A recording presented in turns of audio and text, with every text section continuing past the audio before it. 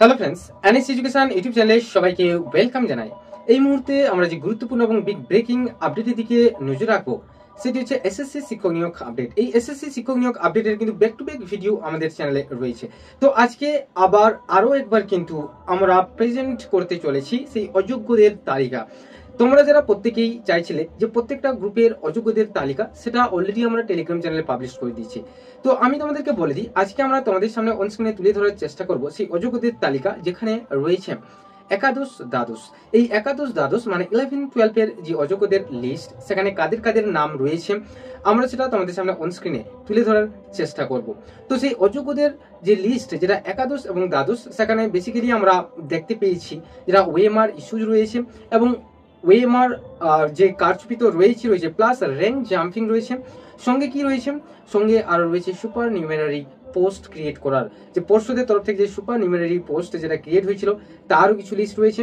এবং সঙ্গে রয়েছে যেটা এমপ্যানেলড হয়নি, মানে তালিকাভুক্ত না হওয়া সত্ত্বেও কিন্তু তাদেরকে রিক্রুটমেন্ট করা হয়েছে, সেই সব ক্যান্ডিডেটদের কিন্তু লিস্ট কিন্তু আমাদের এই লিস্টে কিন্তু রয়েছে। তো আমি তোমাদের সামনে স্ক্রিনে প্রেজেন্ট করবো বা তুলে ধরবো। তো তার আগে তোমাদেরকে কিছু কথা আমি তোমাদের সামনে তুলে ধরতে চাই। তোমাদেরকে বলে দিই, আমাদের এই এসএসসি 2016 সালের প্যানেল বাতিল মামলাটি আগামী 27শে জানুয়ারি সুপ্রিম কোর্টের কোর্ট নাম্বার 1-এ সঞ্জীব খান্না এবং সঞ্জীব কুমারের বেঞ্চে কিন্তু লিস্টের অবস্থায় রয়েছে। যদিও এমত অবস্থায় আমরা সুপ্রিম কোর্টের অফিসিয়াল ওয়েবসাইট থেকে কোনো রকম ভাবে কোনো কিছু কোজ লিস্ট পাইনি। তো কোজ লিস্ট এলে অবশ্যই আমি তোমাদের সামনে শেয়ার করবো বা তুলে ধরার চেষ্টা করব। আমরা তো সেই অযোগ্যদের লিস্ট দেখবো, তার আগে বলে দিই এই অযোগ্য যারা তোমরা এখনো ভাবছো যে আমাদের কিছুই হবে না, কিচ্ছুটিই হবে না, এটা সম্পূর্ণ ভুল কথা। কারণ আমি তোমাদেরকে একটা কথাই বলি বা তোমাদের সামনে একটা কথাই তুলে ধরবো, যদি কিছুই না হতো তাহলে সরাসরি কিন্তু আমাদের এই মামলাটির উপর একটা স্টে ইন্টারিম অর্ডার কিন্তু চলে আসতো। যদিও আমরা গত দিনের মানে অর্থাৎ 15ই জানুয়ারির যে জাজমেন্টটা আমরা পুরোপুরি কিন্তু লাইভ স্ট্রিমিং তো করিয়েছিলাম, প্লাস আমরা নিজেরাও কিন্তু শুনেছিলাম এই হিয়ারিং, এবং এই হিয়ারিং এ কিন্তু কিছুটা সময় হলেও কিছু মানে গোল পাকিয়ে দেওয়ার মতন একটা সিচুয়েশন সৃষ্টি হয়েছিল। এবং সেখানে কিন্তু সেই দিক দিয়ে দেখতে গেলে কিন্তু বিচারপতিকে একটা আভাস বা ইঙ্গিত দেওয়া হয়েছিল যেরকম এই মামলাটি আমাদের মার্চে লিস্টেড হয়ে যায়। কিন্তু বিচারপতি কারোর কথাই কিন্তু তোয়াক্কা না করে, মানে প্রধান বিচারপতি বা আমাদের যে সিজিআই রয়েছেন সঞ্জীব খান্না মহাশয়, তিনি কিন্তু কারোর কথাই তোয়াক্কা না করেই কিন্তু তিনি ডিরেক্টলি কিন্তু ডেট দিলেন যে 27শে জানুয়ারি। আলটিমেটলি তোমরা যারা ভাবছো এই মামলাটি কিন্তু আবারও পিছাবে কিন্তু বা আবারও নেক্সট একটা হিয়ারিং এর ডেট পড়বে, হ্যাঁ হতে পারে হিয়ারিং এর নেক্সট একটা ডেট পড়তেই পারে। এই মামলাটি এই কারণে বারে বারে নেক্সট হয়ে যাচ্ছে, মানে তারিখের পর তারিখ এইভাবে অল্টারনেট হচ্ছে। তার কারণটা হচ্ছে এখানে একটা ইস্যু, যেটা হচ্ছে সেগ্রিগেশন। এই যে সেগ্রিগেশন প্রসেসটা কিন্তু আলটিমেটলি একদিনের ব্যাপার নয়। কারণ এখানে তোমরা প্রত্যেকেই জানো অনেকেই কিন্তু এই প্যানেলের মধ্যে যুক্ত রয়েছে, এমত অবস্থায় কর্মরত অবস্থায় রয়েছে। তো সেই সব জায়গায় কিন্তু তারা অযোগ্য দেখতে গেলে আলটিমেটলি। তো এই অযোগ্যদের বাছাইকরণ করতে গেলে বা সেগ্রিগেট করতে গেলে কিন্তু বিচারপতিদের অনেকটাই টাইম লাগবে, কারণ এখানে অনেক ডেটার প্রয়োজন, যেখানে একটা সিবিআই দের তরফ থেকে প্রেস করা একটা ডেটা প্রয়োজন, তারপর বিভিন্ন পক্ষ থেকে যে ডেটার প্রয়োজন, নোডাল কাউন্সিল থেকে সেই ডেটার প্রয়োজন। যদিও আমরা তোমাদের সামনে অন স্ক্রিনে তুলে ধরার চেষ্টা করব গত কয়েকদিনের সেই ভাইরাল সেই অযোগ্যদের লিস্ট, সেই অযোগ্যদের লিস্টে আমরা আজকে তোমাদের সামনে তুলে ধরার চেষ্টা করব একাদশ দ্বাদশ। অলরেডি আমরা নবম দশম এবং গ্রুপ সি আর ডির দেখিয়ে দিয়েছি। আজ কিন্তু সেই একাদশ দ্বাদশ মানে 11-12 সেই ভাইরাল লিস্ট কিন্তু আমি তোমাদের সামনে তুলে ধরার চেষ্টা করব। তো তোমরা কেউই কিন্তু ঘাবড়ে যেও না বা কেউ কনফিউজ হয়ে ওঠো না, কারণ আমাদের এই মামলাটি বারে বারে পেছানোর একটাই মানে কারণ, সেটাই হচ্ছে সেগ্রিগেশন। এই সেগ্রিগেশন হলেই কিন্তু অনেক অযোগ্য বাদ যাবে, আর যারা কিন্তু এই 2016 সালের প্যানেল বাতিল মামলার সঙ্গে স্বচ্ছতার সঙ্গে কিন্তু রিক্রুটমেন্ট পেয়েছেন তারা কিন্তু থেকে যাবে। আলটিমেটলি এই যে প্যানেলটিতে মানে এই 2016 সালের যে রিক্রুটমেন্টের যে প্রসেসের যে প্যানেলটা রয়েছে, এই প্যানেলে কিন্তু সবাই অযোগ্য নয় বা সবাইও যোগ্য নয়, তোমরা প্রত্যেকেই জানো। এর মধ্যে কিন্তু দেখতে গেলে মানে সিবিআই এর যে রিপোর্ট অনুসারে এখানে 80-20 মানে 80% হচ্ছে স্বচ্ছ আর 20% হচ্ছে যেটা হচ্ছে অযোগ্য বা অস্বচ্ছ। সেই অস্বচ্ছকে বাদ করতে গেলে মানে সেগ্রিগেট করতে গেলে যথেষ্ট ডেটার প্রয়োজন। তো সেই ডেটার জন্য কিন্তু প্রত্যেকটা পার্টির তরফ থেকে বা প্রত্যেকটা পক্ষ থেকে কিন্তু সুপ্রিম কোর্টের যে প্রধান বিচারপতি বা সিজিআই রয়েছেন সঞ্জীব খান্না মহাশয়, তিনি কিন্তু প্রত্যেকটা পক্ষ থেকে ওনারা কথাগুলা শুনছেন, প্রত্যেকের রিপোর্ট নিচ্ছেন, কারা কোন কোন দিক দিয়ে কথাগুলো বলতে চাইছে সেগুলো প্রত্যেকটা কিন্তু জাজমেন্ট করছেন, এবং লাস্টে কিন্তু জাজমেন্ট দেওয়ার পালা এখনো কিন্তু আসেনি। আমি বলবো আমি অলরেডি 15 তারিখের দিন বা তার আগের দিন একটু বলেছিলাম যে আমাদের 15 তারিখের দিন কোনোরকম ভাবে কোনোরকম ফাইনাল হিয়ারিং বা ফাইনাল শুনানি হবে না। তো তোমরা অবশ্যই যারা আমাদের চ্যানেলের সঙ্গে যথাযথভাবে জড়িত বা যথারীতি আমাদের এই ভিডিওগুলি দেখো, তারা অবশ্যই বুঝতে পারবে যে ওই 15 তারিখ অর্থাৎ 15ই জানুয়ারি কিন্তু কোনোরকম ভাবে প্যানেলের ফাইনাল হিয়ারিং কিন্তু হয়নি। তো তোমরা যারাও বিশ্বাস করে আসছো যে 27 তারিখ ফাইনাল হিয়ারিং, কিন্তু 27 তারিখও আমাদের যে সমীক্ষা যেটা বলছে যে 27 তারিখও হবে না, কারণ 27 তারিখ থেকে আমরা জানতে পারবো যে সিবিআই এর তরফ থেকে আরো কিছু রিপোর্ট বাকি আছে। সেই রিপোর্টগুলা সিবিআই এর তরফ থেকে কিন্তু পরে শোনানো হবে, এবং সেগুলো কিন্তু বিচারপতি দ্বয়রা মন দিয়ে কিন্তু দুপুর 2টো থেকে একদম শেষ আওয়ার পর্যন্ত কিন্তু ওনারা শুনতে থাকবেন।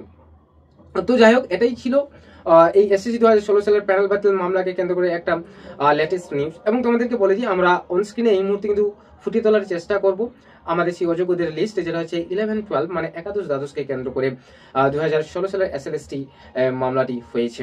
তো চলো তাহলে দেখা যাক। তোমাদেরকে জানিয়ে দিই, এই একাদশ দ্বাদশ যেটা তোমরা এই মুহূর্তে অনস্ক্রিনে দেখতে পাচ্ছ, যে নাম্বার আইডেন্টিফাইড সোফার 39 মানে 39, যেটা হচ্ছে র্যাঙ্ক জাম্পিং ইস্যুকে কেন্দ্র করে 39 জনের কিন্তু 39 জনকে কিন্তু আইডেন্টিফাইড করা রয়েছে।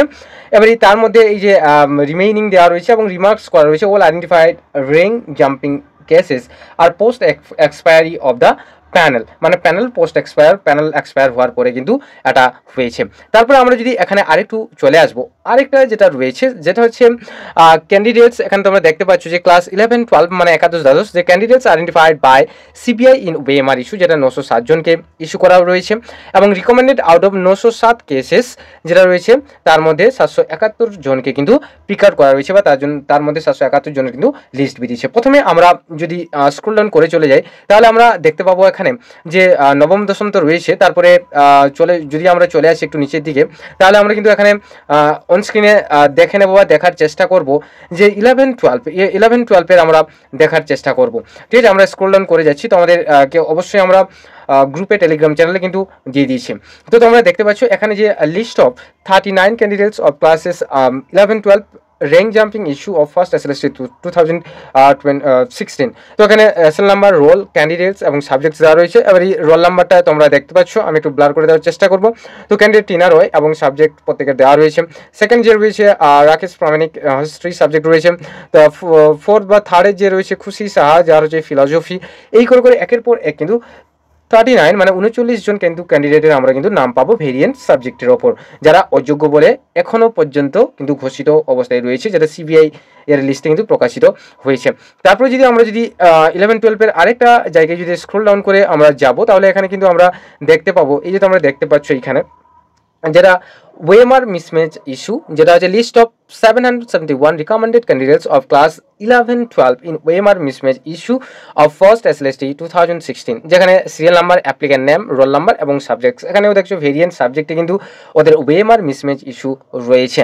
প্রথম যেটা রয়েছে আব্দুল হাকিম, আব্দুল মাতিন, আব্দুল ওয়াসিদ লস্কর, আবদুল্লাহ সাবির, আব্দুর রাজাক, অভিষেক দত্তা, অভিষেক সিনহা এবং আবুল ফজল হাসান, অচিন্তা রায়, অদিতি দাস, আদিত্য দণ্ডপাট এবং অজয় পাখিরা।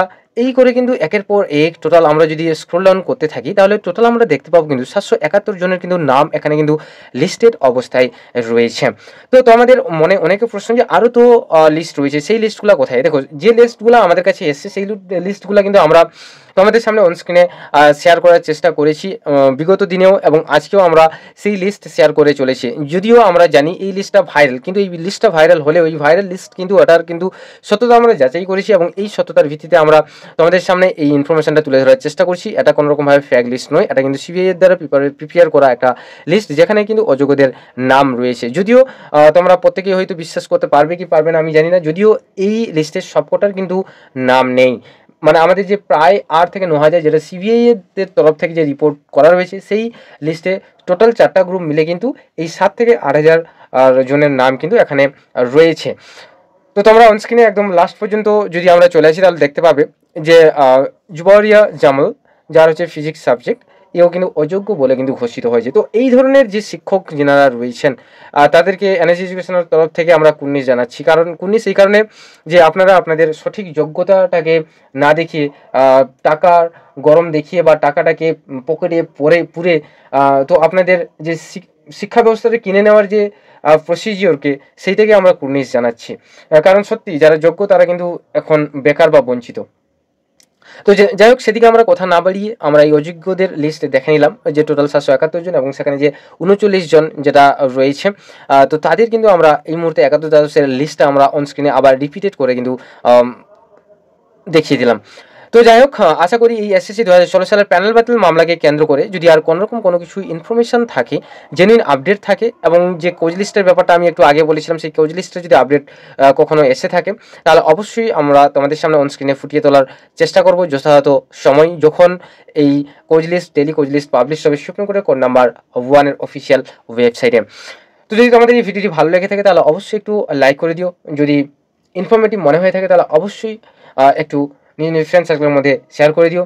আর যদি আমাদের চ্যানেল নতুন হয়ে থাকে তাহলে অবশ্যই চ্যানেলটি সাবস্ক্রাইব করে পাশে থাকা বেল আইকনটি প্রেস করে রাখো। সো আজকে এই পর্যন্ত। Thank you for watching, thank for listening, have a nice day, ta-ta, bye by.